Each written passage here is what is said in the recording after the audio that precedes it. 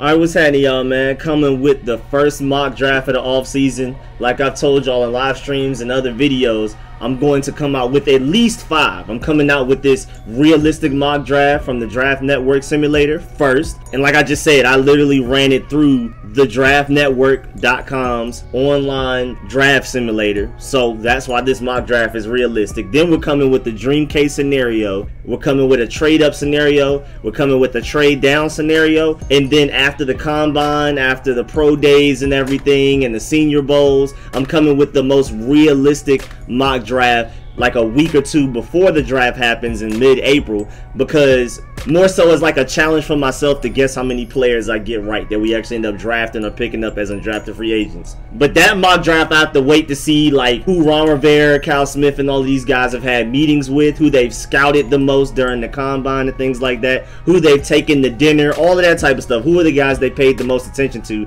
So that final mock draft, which would be the 5th one at the very least, is going to be the most realistic one. So make sure y'all definitely stay tuned for that, along with all of the film sessions I'm going to give y'all in between, all of the player reviews, and all of the random news that are going on with the Burgundy and Gold throughout this offseason. Just because it's an offseason for the Burgundy and Gold does not mean it's an offseason for Street Scores. So let's get it.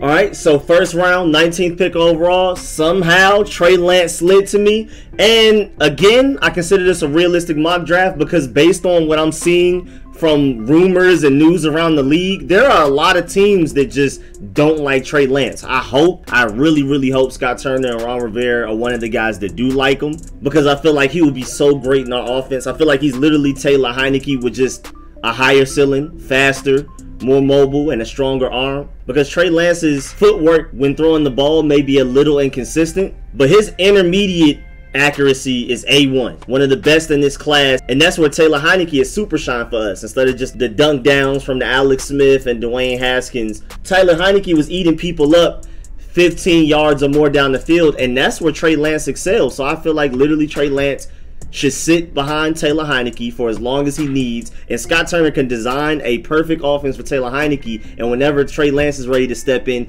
he can run that exact same offense and continue the momentum. But back to what I was originally saying, a lot of teams don't really like Trey Lance. Some teams just don't have him on their big board entirely. There are just literally some teams that are not even going to consider him. Even if he would have fallen to them like later in the draft, they just don't have him on their big board. And it's mostly because of his lack of college experience. But several good to great quarterbacks have left college after just 1 year and ended up being really good quarterbacks.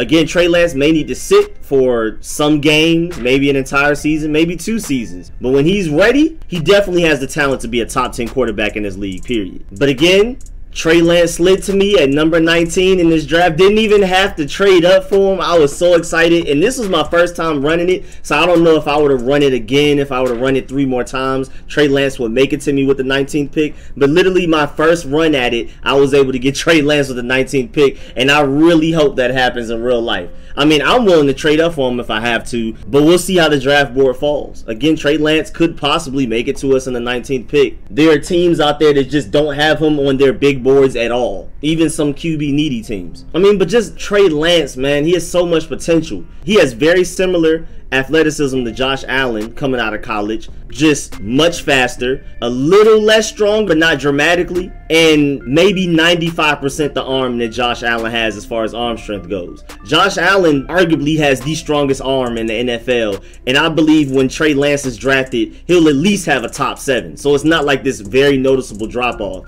Or if you want to compare him to Lamar Jackson, he's just a stronger, slightly less fast Lamar Jackson, because Trey Lance, he's 6'4", almost 230, but if he runs a 40 time at the combine, I believe he'll run somewhere in the 4.4, 4.5. So he may not be Lamar Jackson speed, but it's not like it's just this gap. Trey Lance is closer to Lamar Jackson speed than he is like a Pat Mahomes speed. Trey Lance is faster than a lot of people think. And then some of my big positives for Trey Lance is that he already knows how to run a pro style offense. I formation, single back, play action, bootlegs. reading the field. He didn't have to read the field a lot, but on plays that he had to, he did it well. He already knows how to look one way to move the safety just to throw it the other way. He knows how to throw receivers open, throw with anticipation. He already knows how to audible at the line of scrimmage. He knows how to ID potential blitzers and change the blocking assignments at the line of scrimmage. I mean, he already knows a lot of things that a lot of quarterbacks never learn or take a while to learn. I feel like the biggest weakness to Trey Lance right now is his inconsistent footwork when throwing the ball, but that's an easy trait to fix. Just don't let Dwayne Haskins never learning how to do it make you think that it's just impossible. Fixing a quarterback's footwork actually really isn't that hard. Dwayne Haskins just didn't have the work ethic and motivation to get it done. And like I said earlier, his intermediate accuracy between 10 to 30 yards is A1. He's a little inconsistent down the field. And then he has his random short throws like on the screen where he throws it over a running back's head like 5 yards for no reason. But again, Josh Allen did the same exact thing in college, if not worse. Josh Allen coming out of college was way less accurate than Trey Lance and clearly a way worse decision maker, because we've seen with Trey Lance, the one full season we got, he never threw an interception. And that's not to say he didn't throw a couple of interceptable passes, but hey, if he's lucky, I'll take some of that. We need that with the way the refs treat us.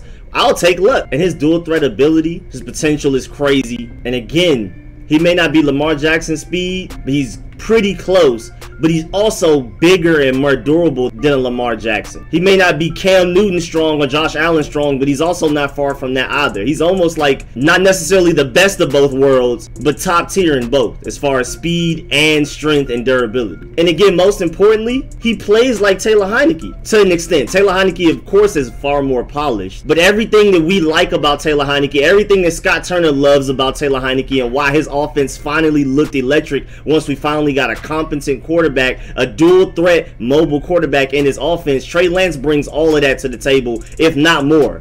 More arm strength, more speed, more durability, more strength, all of that. So again, we could literally just have Trey Lance learning behind Taylor Heinicke, and when Trey Lance is ready, Scott Turner can literally deploy the same exact offense he's running with Taylor Heinicke, what he ran against the Buccaneers and in the fourth quarter against the Panthers. And in the second round with the 51st pick overall, a guy that a lot of y'all like also, Chris Olave, man. Wide receiver out of Ohio State, bruh. That man is different. I think he'll be better than a Paris Campbell. Maybe not as good as a Terry McLaurin because he's not as athletic. But, I mean, his route running, his release off the line of scrimmage, I mean, it's just unfair. He's an automatic separator. He is the ideal wide receiver 2. Again, he'll never really be a wide receiver 1 because of his lack of athleticism. I mean, he literally, the closest comp I have for him is Jerry Jeudy, but just a less athletic Jerry Jeudy. I don't think he's going to test well at the combine, and that's why he may slip to us with the 51st overall pick, honestly. But, like, as a wide receiver 2, that doesn't have a very high ceiling, a guy with sure hands, a guy that's always going to be open no matter what, I love Chris Olave. And that's exactly who Terry McLaurin needs behind him. Because Cam Sims is not a true separator, but he's a pretty decent contested catcher, and now he's starting to get better just in general at football. He's starting to emerge as a pretty decent receiver.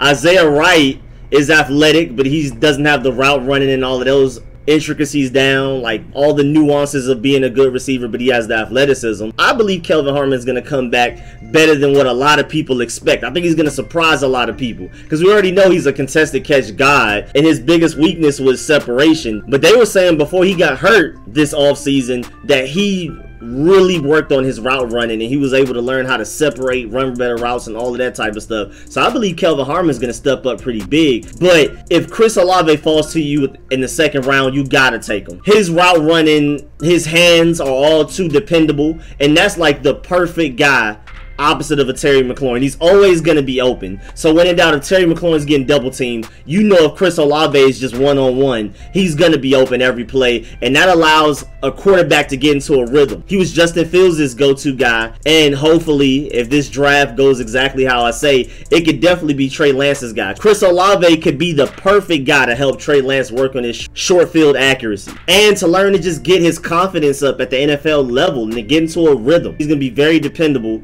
He's going to be a quarterback's best friend. And I feel like he could help immensely to somebody like a Trey Lance's development. Because, again, he's always going to be open. So Trey Lance just has to do the rest. Trey Lance doesn't even have to work too hard to read the field. When in doubt, Terry McLaurin and or Chris Olave will be open every play. And in the third round, with the 76th overall pick, the first of our 2 third-round picks, remember we have 2 third-round picks, you have to take safety Hamza Nasirilde if he slides this far. You have to. There's no way you look at him and pass him up. He is too freakishly athletic. He's literally a less proven Derwin James. He has very similar athleticism to where he can literally play anywhere on the field in the back end. He can play deep safety. He can play in the slot. He can play down in the box, literally everywhere but defensive line. I mean, even if you need him to rush the passer, he may be able to do that. I mean, he's just going to be one of the most athletic guys in this draft. I mean, very similar to like a Jeremy Chin, just 1 inch taller and a tiny bit skinnier. He's going to be one of the most athletic guys in this draft, period. If he makes it to you in the third round, you got to, because I love Cameron Curl as strong safety. We're going to see what we end up doing with Landon Collins. But as much as I like Jeremy Reeves at free safety, we need an elite, single high, deep safety that can just hold it down on the back end on his own. Hamza from Florida State can literally be that guy if we groom him to do so. And with how great Cameron Curl turned out, with how much we've been able to develop just players in general in this team, but specifically safety, I feel like you gotta take a guy like this. I feel like Jack Darrell and Ron Rivera can get the most out of this guy. Again, he's that deep free safety, that single high free safety that we've just needed this whole time. That way Ronald Darby and Kendall Fuller, who work well as long as things are in front of them, they get beat deep sometimes. We saw it with Ronald Darby. Even with how good of a year he's had, he gets beat deep. Same thing with Kendall Fuller. And somebody like Hamza will allow Ronald Darby and Kendall Fuller to take as many risks as they want and be as aggressive as they want and as handsy as they want, because he's going to hold down that deep end. Nobody's getting past Hamza, especially once he's able to get his IQ up a little bit better. Once he's able to process things a little bit quicker and get his reaction time better and to be a little bit more proactive rather than reactive, he's going to be a dog in the NFL. Like literally Derwin James, but more of a free safety type. Whereas Derwin James is more of like a in the box guy. Hamza is more of a free safety type, but both of them can literally play anywhere on the back end. In the box, cover somebody man on man, strong safety, free safety, or whatever. And then he's a great tackler. And not only is he a great physical tackler, he just has a knack for taking great angles, so things just don't get past him through the air or on the ground. And again, he's very physical, so when he's working in the box, he knows how to navigate well through traffic, keep his eyes on where the ball is, and is always involved in every play. He's just one of those guys that's always involved. I mean, you can even say he may be like a smaller Isaiah Simmons. Just the IQ just isn't there yet. The mental part of the game just isn't there yet, but he can definitely pick that up. I mean, we've seen how we've developed Cameron Curl. I'm easily taking the flyer on this guy in the third round. Again, he has Jeremy Chin, Isaiah Simmons, Kyle Duggar type athleticism, Derwin James type of athleticism. Let Jack Darrell and Ron Rivera get their hands on this guy. It's over with. No more big plays on this defense. But now the negatives, of course, I mean, again, he's not the quickest processor and reactor yet, but that's definitely something he can work on. He's not bad. He's not raw, but I would love for him to become one of those elite processing guys. That way he's not just elite with his speed and strength, but he'll be elite mentally, which will make him unstoppable and potentially one of the best safeties in the NFL. But again, that's if you're able to get that out of him. Also, he tore his ACL late in the 2019 season, and it was like a non-contact play, so it was really weird. But as long as he fully recovers from that, he's going to be a beast, period. I mean, he may be like the steal of the draft. We get him in the third. I think he's going to be that great. I can see him going somewhere and literally being more of a free safety type version of Derwin James, rather than just mixing it up in the box as much. He can deal damage in the box, but he profiles more as that single high safety that we've been waiting for. And I mean, we've seen from Jack Darrell, he loves versatility. That's why they paid Kendall Fuller all of that money. Kendall Fuller isn't very athletic, and that's why he gets beat. Hamza Nasirilde is going to be one of the most athletic guys on the field every time he touches the field. And Jack Darrell and Ron Rivera, I feel like they can develop him and coach him up to become one of these elite free safeties. He can literally be what I want in Anthony Harris or Justin Simmons in free agency. He can literally bring that to our team, but just a little bit more athletic. I mean, bro, it's crazy. We get him and develop him right, still in the draft, easily. And with the third round pick that we have, 82nd overall, again, you scout the traits, and that's why you go and get a guy like Daniel Faalele, offensive tackle from Minnesota. Huge guy, 6'8", 400 pounds. Think about it. Morgan Moses is considered huge. He's 6'6", 335. This guy is 6'8", 400. He's going to have to slim down a little, of course. But again, you scout the potential and the traits. We pay these coordinators, these offensive coordinators, defensive coordinators, all of these coaches, all these positional coaches, millions of dollars to get the best out of these players. And so far, what we've seen from this Ron Rivera era, that's what we do. Cameron Curl wasn't expected to be anywhere near as good as he was. Cornelius Lucas wasn't expected to be a good mid-tier starting left tackle in the NFL. Guys weren't expecting J.D. McKissick to be so impactful. People weren't expecting Ronald Darby to come back and revive his career. Wes Schweitzer was just a backup for the Falcons, whose offensive line wasn't even that good to begin with. So the fact that he was a backup on that already not good offensive line, and then now he is what he is, just shows how much we develop players. And even taking it a little further back, Chase Roullier is a top 7 center in this league, 6th round pick. I mean, we're developing guys. I feel like we can continue to do the same thing. I feel like if AGG, as in Antonio Gandy Golden,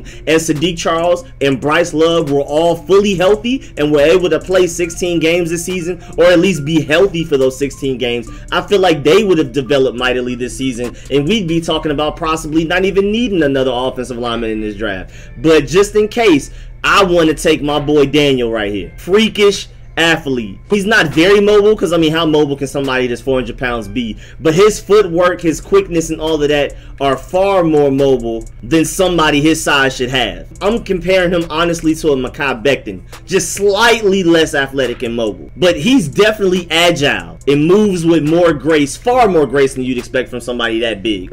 I mean, he's just an imposing presence. In the run game, he dominates people. How wouldn't he? He's 400 pounds. Who can move a 400-pound guy backwards, especially a guy like him that knows how to actually bend his knees and have the correct stance to where he's able to have even more power using his legs and not just his sheer natural weight and arms. I mean, all of the tools are there. You just have to develop him and refine all of his technique. But it's not like he's just this extremely raw clay, but he is relatively inexperienced, and he opted out of the 2020 college season. That's why a lot of people don't know about him. But our offensive line coach is gonna love a guy like this.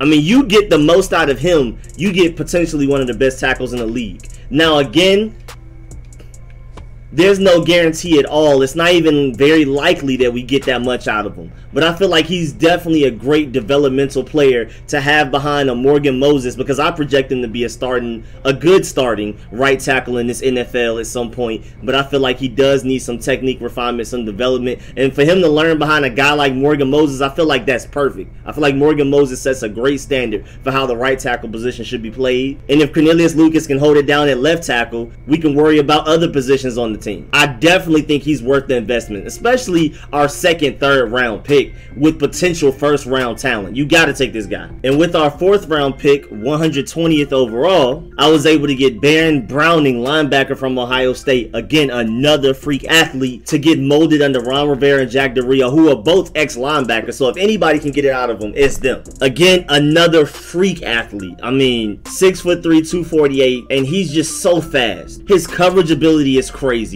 He's very physical in the box. He's out here busting people up, shedding blocks, and just hitting people. It doesn't matter if you have the ball or not, somebody's getting hit. And again, he's very fast, very fluid. So the day we draft him, he's instantly our best coverage linebacker. And that's one of the biggest things we need, because I feel like Cole Holcomb and Kevin Pierre-Louis are pretty solid at Mike linebacker and maybe strong linebacker. I prefer for them to gain a little bit more consistency with their decision making and processing skills, so that they're able to shoot the right gaps more consistently and quicker. But we also need help in coverage. Tight ends killed us quite a bit this season, especially against the Buccaneers. And a guy like Baron Browning, once you draft him, those days are over. He's an attack style linebacker. He's just one of them guys that he's not hesitant. You never have to worry about him hesitating. You don't have to worry about him necessarily reacting too late. He's just one of those guys that, hey man, if I'm gonna be wrong, I'm gonna be wrong quickly type of thing. And I love that. You can work with that. At least he plays with confidence. He has great sideline to sideline speed. And I mean, with his size and athleticism and his love for just hitting people, even if it's an offensive lineman or a tight end, you can also send him to blitz occasionally.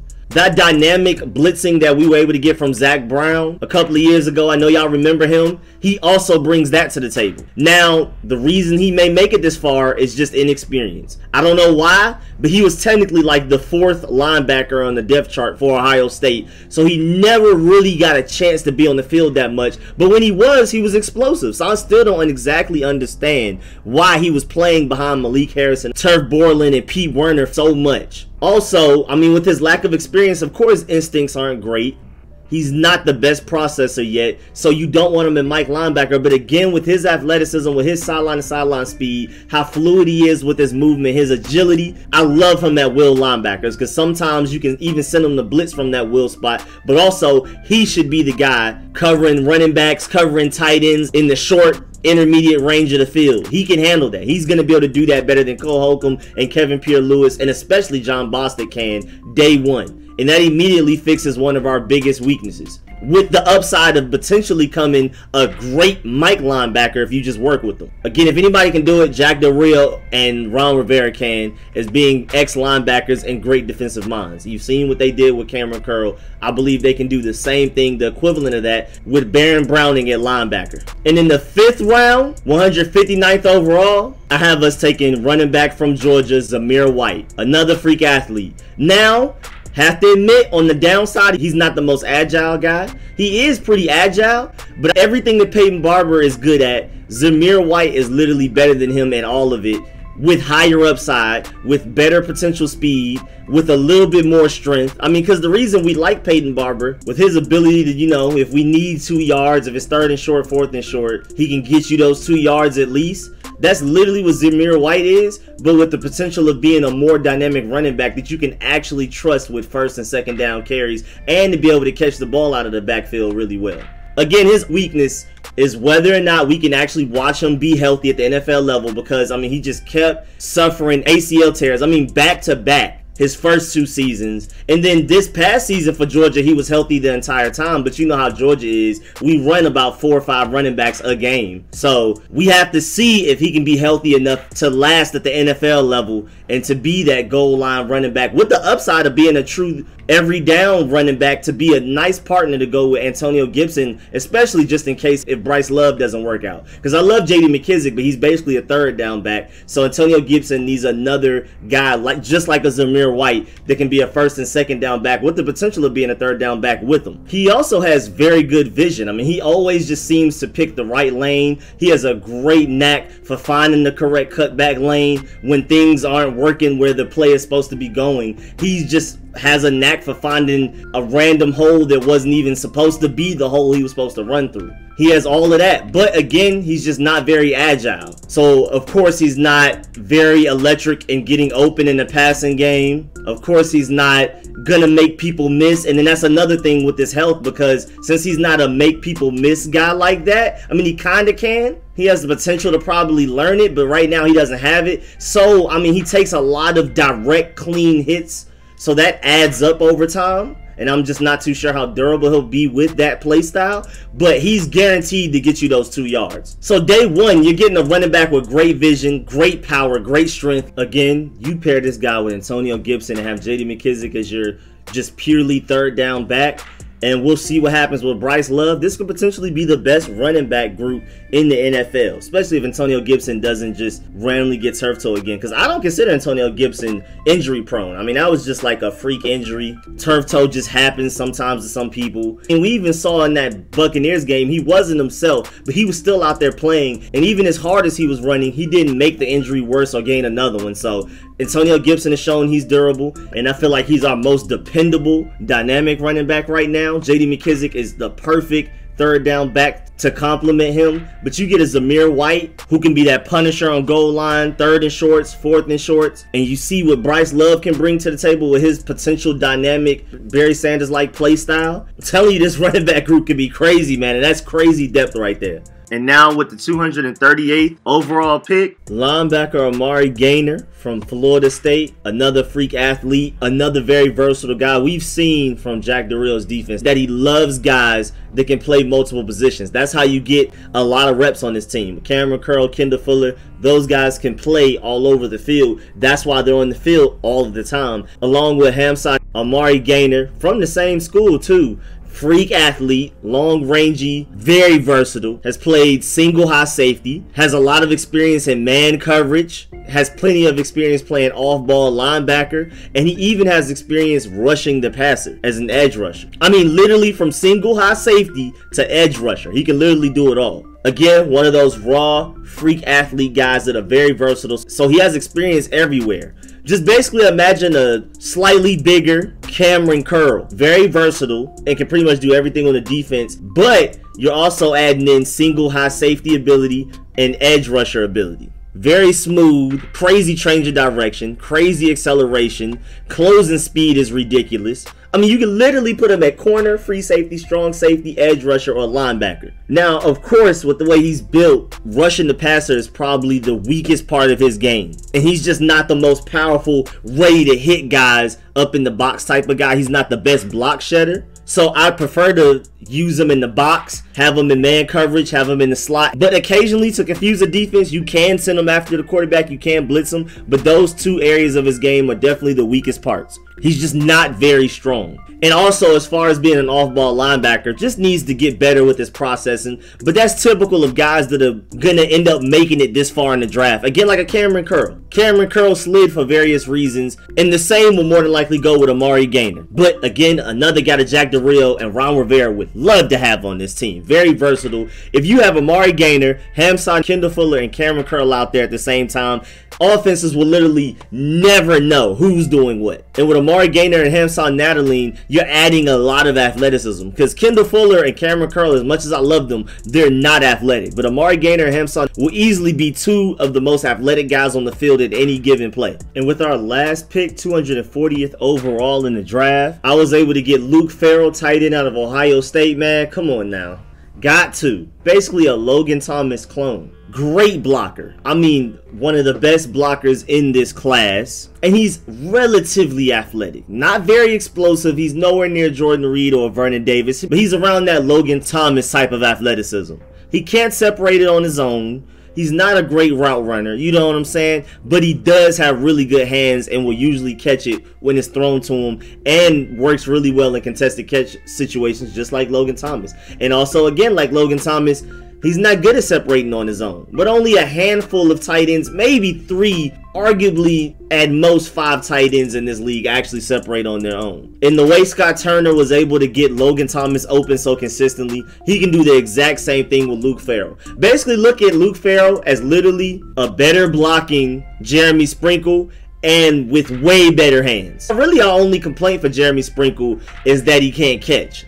Luke Farrell can catch. Now, Jeremy Sprinkle, Luke Farrell, and Logan Thomas all cannot separate on their own out in the open field. They have to be schemed open by Scott Turner. But again, like we've seen from Scott Turner, who got Logan Thomas open a lot the second half of the season, he can do the same thing with having Luke Farrell out on the field and Logan Thomas at the same time. Because Jeremy Sprinkle's inability to be a trustworthy catcher has made it so we very rarely run 2 tight end sets. But with Luke Farrell, we'll be able to run some 2 tight end sets out there. And our offense could look a little bit more like Norv Turner, that's more tight end central, rather than added to Scott Turner's offense that loves running backs a little bit more and was willing to have 2 running backs out there a lot of the time. So I think you go and get this guy, and we finally have that tight end 2 we need, because originally in the beginning of the season we thought Logan Thomas was going to be tight end 2 and we needed a tight end 1 like a Kyle Pitts. But now the way Logan Thomas looks, the amazing catches he's made lately, I mean, throws to his ankles he's been able to catch, bend down and pick up, contested catch situations over the middle of the field, super contested catch situations in the end zone for touchdowns. I mean, Logan Thomas has definitely developed into a very well-rounded, big dual threat tight end that we haven't had in a long time. I mean, Jordan Reed and Vernon Davis, I love them,